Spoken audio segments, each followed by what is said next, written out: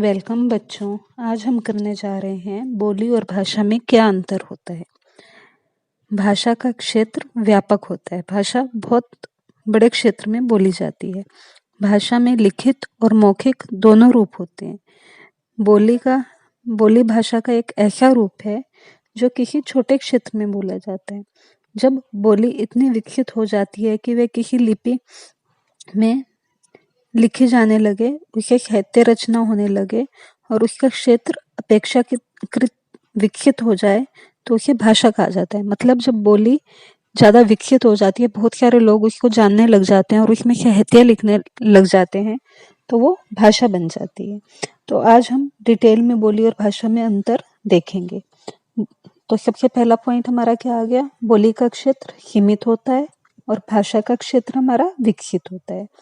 बोली में साहित्य का अभाव होता है, बट भाषा में आपको साहित्य मिलता है। मतलब बोली में साहित्य नहीं लिखे जाते, और लिखे जाते हैं तो सिर्फ उसी क्षेत्र में चलते हैं जहाँ की वो बोली होती है, जबकि भाषा में साहित्य लिखे जाते हैं।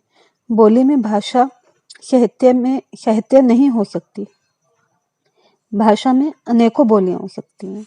ठीक है, एक भाषा में आप कितनी ही बोलियां बोल सकते हो, पर बोली खाली एक ही जगह की होगी, वो अलग अलग जगह पर नहीं हो सकती।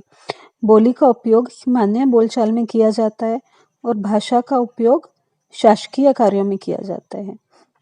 बोली बोलने वालों की संख्या सीमित होती है, जबकि भाषा बोलने वालों की संख्या बहुत ज्यादा होती है। बोली का कोई मानक रूप नहीं होता, जबकि भाषा का मानक रूप होता है। बोली में लिपि की आवश्यकता नहीं होती और भाषा में लिपि होती है। बोली का व्याकरण निश्चित नहीं है, मतलब बोली में व्याकरण की भी जरूरत नहीं होती, और भाषा में आपकी व्याकरण होती है।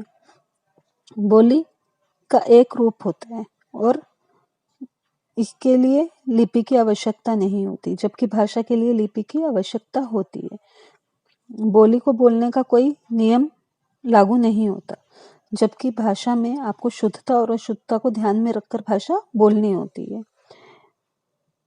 आपकी बोलियां हैं निमाड़ी, बधेली, बुंदेली आदि, ये सारी हमारी बोलियां होती हैं।